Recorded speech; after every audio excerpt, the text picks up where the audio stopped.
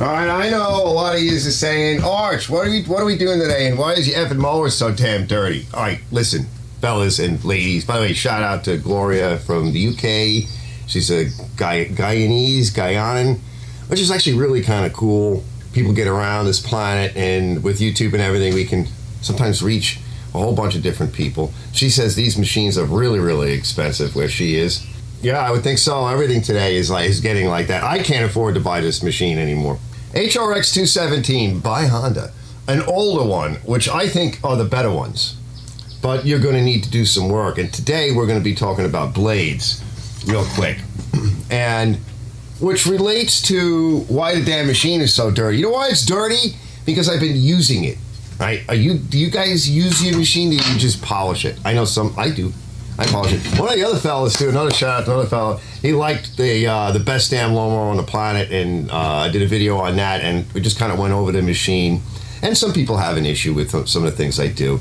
But this guy's like, you should pinstripe it. So this was cleared when I did the minting out of the machine, like a full service, and it was all cleared, and it looked beautiful. And you can actually see now, I don't know if I'll have a chance to insert a cleaned up version of this somewhere, but we're going to take it out a little bit and just blow it off. I'm not even going to hose it because I need to cut the front lawn, because the lady of the property says, can you at least cut the front, because I have some things I want to do. So right after this video, we put the blades on, but I'm going to go out there and cut the lawn, and then I'm going to cut the rest of the lawn. But to do that, I need some new blades. I do a lot of Hondas. In fact, I'm working on another one. It's an HRR.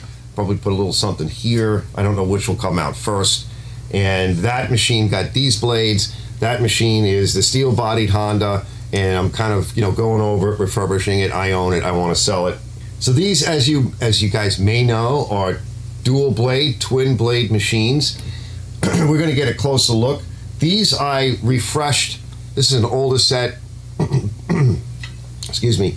Probably for one of the many Hondas that I've trashed over the past few years, both the engines and the machines themselves. As much as I like Hondas, there is a fail rate on a lot of the stuff, and so they're not perfect machines by any means, and I do still think that this variant is the best one. I put a black hat on it. I talked about that a little while ago. Let me get a rag. Everything's filthy. Hold on. I don't remember what I was saying now. What the hell were you saying, Arch? I don't remember. Yeah, so blades, but I put the black hat on. I think I installed a Tecumseh coil kit in this thing, ignition coil, with the charging coil on it as well. I think that's what I stole it from, an old Tecumseh. But the new Honda HRXs, I believe a lot of them have electric start, and there is a coil out there, so I'll be looking into that in the future. We may want to try to find a factory kit and put it on here. So the battery is older. They never really charged well. They're very problematic. That's another thing we want to address. Maybe I could do a custom battery similar to some of these other LiPo4, Li-ion things that I've been fooling around with on the channel as well. And that way I can have full-time electric start. You might be thinking, well, Arch, it's so easy to start. Listen, okay, when I got this machine, I got it really for my 12-year-old daughter to cut the lawn, because my back was so bad. If you got a bad back, you don't want to be pulling. So there are options out there for people like me that have back injuries or whatever. You either have electric start on a nice, old-fashioned gas-style machine, or one of the new electric ones might be a good solution for you. But today we're just going to stay on the blades, and I want to show you the differences in the wing design and some of my comments as we do the change out. Some stuff I've observed over the years, with the differences. We'll get a little closer look in a minute. I'm going to wheel this thing back out, go get the air hose. There's just a ton of junk packed up in here. I've had it on mulch. I've been cutting up. We've done bushes, trimmed back all the bushes, basically just shredded everything with this machine. I know it's not really the best thing to do. With the kind of twin blades that we have today on these machines, they're so heavy. You're going to wear them out, but you're going to get the job done. So stay tuned. I'll be back in a minute.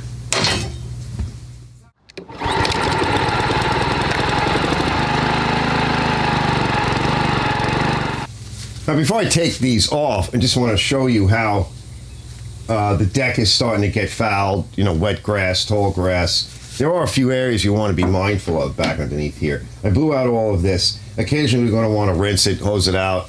Electric pressure washer back here, or something that you can control, drop the pressure. But blowing it out really helps. I have a clutch on here, so this clutch mechanism will get jammied. And you want to try to keep this clean. You may not have that, but the HRXs do. This is really the same setup for the HRR, except it doesn't have this clutch. You can see the wing here is really damaged. There's very little left. This wing blade is, even this one is used, right? But there's still some life left in it.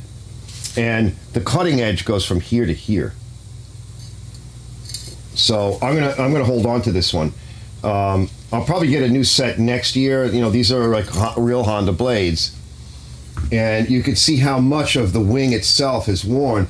The cutting edge too has been slightly worn, but not terribly. It is angled backwards somewhat.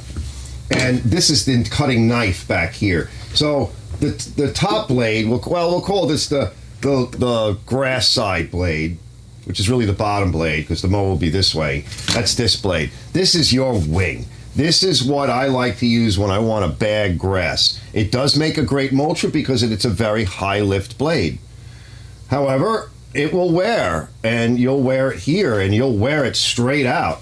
But like with my pine tree, with all the needles that it dumps, these days the tree's getting older, and we've trimmed it and cut it, and so it doesn't dump as much. But there was a time when you could not get those needles up with any other lawnmower. And then when I came across this lawnmower many, many years ago and I started using it with this wing, I was like, oh my God, it'll fill that bag. I forget what size bag. It's a big bag. It's like maybe a bushel, 2 bushel, 3. I forget what it is. It's a big bag.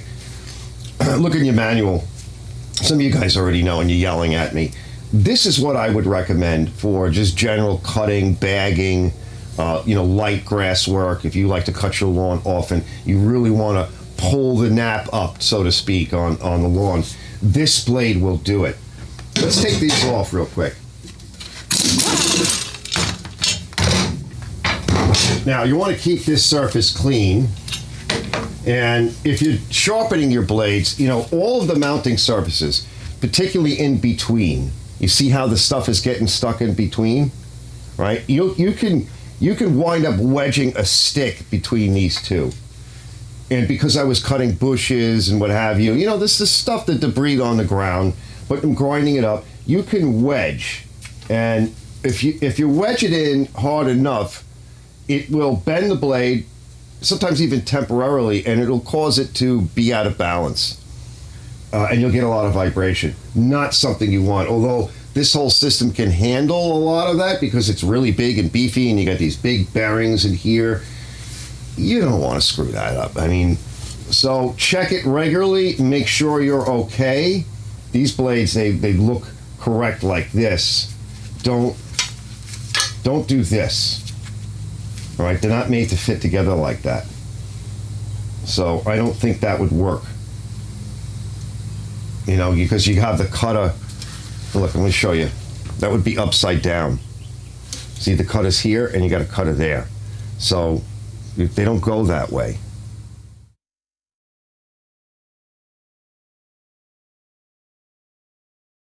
I just want to remind everybody that I'm turning this machine over, right? It's towards the muffler. You have the fuel shut-off valve on these. Turn the fuel shut-off valve off.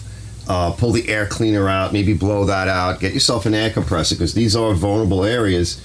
And, if you're really concerned, you can pull the plug or just pull the plug wire out, right, if you're really concerned. This is, like I said, a vulnerable area. You want to observe all of that. We're going to do a quick little lube while we're in here. So I like to use the liquid wrench chain and cable lube. It's very similar to a lot of lubes that are out there that are like gel lubes. And we're just going to do a little bit here, just on the cable, and pull it back and forth. And there is an actual pivot down in here that is nice to get. But I like to do that after I've rinsed it and, pressure washed. I like to take the blades off and do that and sort of flood that area back there. It's your friction clutch. I like to get it while it's clean. You can flood the heck out of it. Don't worry about too much lubrication on it. It might slip a little bit initially, but that's not going to stay. We can also get a couple other areas over here. This whole spring mechanism in here needs to be lubricated. There's a cable up in there. I'll try to get you a little close. And make a little bit of a mess, but, you know. And then the other thing is down here, and we're going to have to turn it the other way. Wipe off any excess. Let it roll in. We will have to turn the machine the other way, which will make the fuel spill out from the carburetor. With your shut-off valve off, you shouldn't have any problem. Again, take your air cleaner out because you'll soak it. But we're going to want to get into those areas. Let me see if I can just move that a little bit.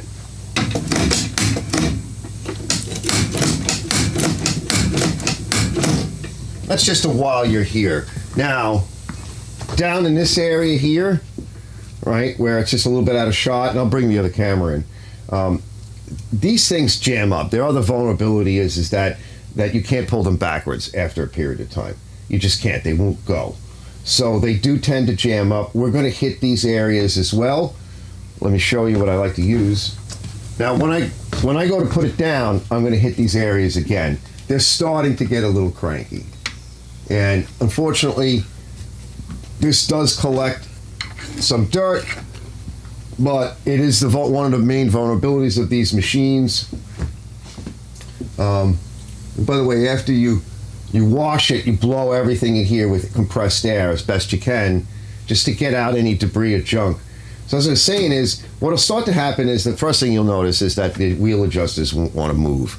And on my property, I actually adjust the height, do a lot of adjustments to it on a regular basis. So that's my first thing they'll notice. And then over time, you won't be able to pull it backwards. It'll fight you. It won't want to roll backwards. This one's still moving pretty good. Got a little bit of lubricant in there now. I think we should be able to deal with it. And I mentioned this on my live stream, is that if you keep it in good shape like this, you'll be able to take it apart, lubricate it, wash it out, grease it, put it back together. And I don't know, I've had this thing for many, many years. And initially, you'll restore full operation. If you keep lubricating it and doing that and cleaning it, over time, you'll start to get to a point where you'll do the whole procedure, which is on my channel, and, you know, in the Honda folder, and you'll get 3 seasons out of it. And then you'll do it again 3 years later, 3 seasons later, and maybe you'll get 2 seasons out of it. And then you'll get to a point where I am now, where you'll get about a season or so out of it. And then it'll start to act up. And that's because it's getting too much dirt packed up in here and all around. One of the fellows recently just made a mention of, it gets caught in the pockets all around here because it's plastic. So it has these extra ribbing and everything, supports to create structural rigidity, where a steel machine doesn't have that. This has it. But also in here, eventually all this will have to come apart, because deep inside of these areas, what you'll start to find is you'll lose clearance. There's a certain nominal clearance that you need in order for proper operation on any mechanism like this with shafts and bushings and bearings. 2 things happen. Either they wear out because they've never been cleaned and lubricated, and then they're so sloppy they just about fall out of the machine, or they get tighter and tighter and tighter over time, and at some point everything has to be disassembled, cleaned, polished, and if you see anything that's really too worn or starting to wear, it's an opportunity to replace it. Everything's available. That's just my quick, vulnerable sort of rant on this whole back section. Every machine I've ever worked on with rear-wheel drive has some issue like this. So you can't just say, we'll fault Honda for it. Now, real quick again, a last look at these blades. Right, this one's still okay. So this is just our knife. It's mostly used for just chopping. And this is the wing.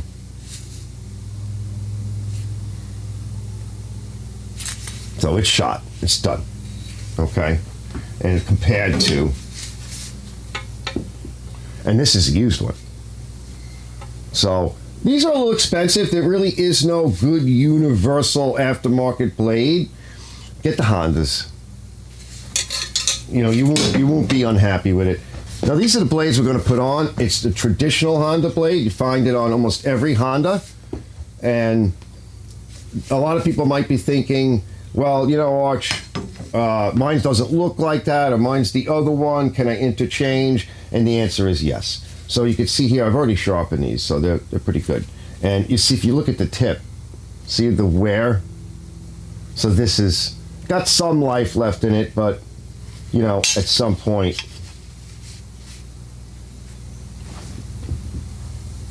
see, you got to call it. See all this missing material? So, you know, sometimes I'll keep some things around, like next year if I go to do the chopping again, I may want to swap out these blades. And I want to get, since I have one, I have to look at my inventory and see if I have, you know, another decent one of these. I throw them out when they get too bad. But, you know, I'm at that point now where this is a nice set. I think I have one more other good used set. I've got this one, which, you know, I might want to pick up a new one. It's not a bad idea for me to swap these out, if depending upon what I'm doing. Right now, the grass is getting very, very tall, very thick, and it tends to be a bit wet. This is what I need, okay, and not screw it up. So we've done a little bit of due diligence. I'm going to turn it over the other way and just hit that side of the bushing. Let me get a little bit more in there. Also, a little no-sees. These blades pretty much only go one direction. The wing towards the deck. And, you know, be patient because, you know, for the most of us that do any how-to, you know, you're talking to two people. The people that are on your level or close to your level as the content provider or the mechanic or above your level, and the people that are just starting out. So, you know, a lot of people are like, oh, all I wanted to know was the one thing. Well, you know, you should have then get your money back from me. You know, you shouldn't have hired me to do it. You know, this is free. All right, just bring them in a little bit.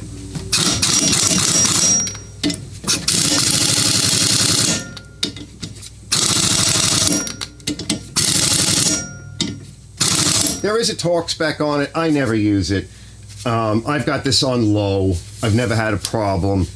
All these years of doing it, pretty much I just use this gun. If you've got an electric one, I can't speak to that because I don't have one of those that's strong enough.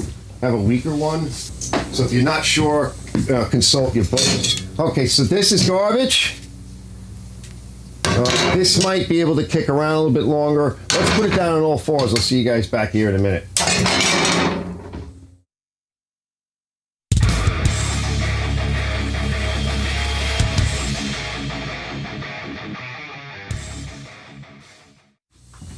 All right, so now I got it the other way, and of course, yeah, she's dripping fuel out, but I've got the air cleaner off. But I wanted to get to the other side of that axle and that bearing and just give it a quick lube. Can it screw up your carburetor? Yeah, you can screw it up a little bit. Let that sit for a minute, and I'm going to take my tranny sauce. It's like 50% gas and transmission fluid, and just kind of get it into that joint there where the bushing is. It gets so locked. So I want to prevent that. And unfortunately, dry lubes don't work once you get to a point where things get sticky. They don't like to work. Let's see if that helped at all. Oh, yeah. All right, I'm going to give it a little blow in here off camera. But yeah, look at that. Just to knock off any excess. Bring it down this way so I could blow in there. I'll get you guys in close. I think I forgot to get you in close on the other shot, but I think you guys understand what I'm doing. You'll see it as well. The other side's working really good. We blow this area out. Yeah, that's good.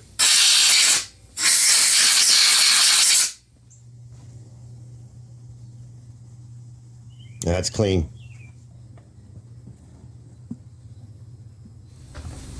All right, when fuel is back on, there's no drips, we're not leaking. I'll start it in a bit. So chain wax or chain lube is your best bet. I like the chain lube for a lot of things. It'll gel up. Actually put a little bit on the bearings here, both sides. That adjuster. I flooded these back adjusters. I did this bearing in the front. And I don't do everything all at once because it's not necessary. Another thing you can hit is the throttle shaft right here. Get a little bit on there, let it get in, and on that pivot. And yeah, I mean, here's your choice, right? A lot of people say, oh, it's going to collect grease, collect dirt, don't put grease. Oh, I've had those conversations so many times. Here's your options. You can have dirt with no lubrication, or you can have dirt with lubrication. All right, you want to use some kind of Teflon or some PFOE, whatever, forever chemical that is going to kill us all. Go ahead. I don't care what you do. I run around this machine periodically, and I do a lot of these little quick basic maintenances and stuff, and it keeps it going pretty good. See this thing in here, right? You know what this is? A lot of people don't know what this is, so last couple of tips. Do not overfill. When this drops in, down here is about where you want to fill it. If you go too high with your fuel, what'll happen is there are these little holes here, and there's a video out on it, so I'm not going to get close, but you want to keep this clean, keep this whole area clean, free of filth. 2 reasons. 1, you don't want that filth blowing in or getting into the tank. You're going to get your tank real dirty. It could wind up in the carburetor. It's going to clog the filter. The other reason is this is a charcoal style canister, and it's designed to breathe and stop some of the evaporation coming out. It also stops a lot of the water, the water vapor in the air. Like I live down by the water, so it's constantly full. It's very humid here. It's always water in the air. It always rains. That stops it. If you overfill it, that will clog up the filter system in here, the media that's in here, and it will not breathe. And what will happen is as you draw the fuel down, you'll create a vacuum in the tank. The fuel will not flow, your engine will stop. It will behave weird, it will run weird, and then it'll probably just shut off. And if you maybe wait a little while, I don't understand why my engine doesn't want to run hard. That's another little tip. Wipe it down real quick. So I often talk about the clear. When I put clear on this, it's only once every so many years. I can still see it's still there, and it's kind of wearing off. When I put it down, I use an automotive like 2-part clear. There's a couple of clears that I use. You'll see it in my channel, and you'll feel like paintrification and stuff. Protects the plastic, keeps the ozone and everything from eating out the plastic and essentially dehydrating the plastic, so to speak. All plastics are made with oils and solvents. That will off gas. That's when you start to see things on black plastic like the white oxidation layers that people cook with heat guns and flame. And it's wearing out. It's evaporating. Like the plastic is evaporating, it will get brittle. One way to stop that is to put a barrier on the top of it. And when I go through like the once in a while where everything gets clean and she's beautiful, then I make a decision. I put it over the stickers to help protect those and to keep them on. Like this tag now is getting beat up. That's my Honda tag. How that happens, I don't know, but I try to protect those things. Sometimes I just do it on some machines just to protect the stickers and the product tag. It really depends. That's another tip. That's on my paintrification. I just broke my glasses again. I need a new pair. Sorry, I forgot. Yeah. You want to be on YouTube? No. You want to say hi? Oh, look, we got a special guest, everybody. Oh, stop. Oh, Lord, hold on. Special guest. Come over here and just walk past and say hi. Wait, no. Yeah. Can I have the clippers? Yeah, come get them. Just want to come get them. Come on, you just come quick and I'll cut the scene. And, no, come on. Can I just have this? Just not participating. No. Just come say hi. No. Yes. This is the lady of the house over here, the lady of the property I was just mentioning. I was just saying how, I got to just do the blades. We're not going to do the whole thing because she wants me to cut the front lawn so she can do stuff. And I don't want to hold her up too long. Can I have them? Yeah, come on over. There she goes! Look, it's the hand! Look, you can see the hand. Come on, I don't know, I have to tell you. So all those are all like quick little tips just to throw you some bones. The blade thing, again, try to get a decent Honda blade. Don't use anything crappy. Make sure the mounting surfaces are clean. Don't over sharpen your blade. Don't hack at it. Try to keep it balanced. I think these are great machines, and an occasional little sweetening like this, going over it, keeping it relatively nice. I checked the oil recently, it's okay. It does need an oil change, but that's for another day. I will see you guys on the next episode, and thanks for watching this episode of Archer's Garage.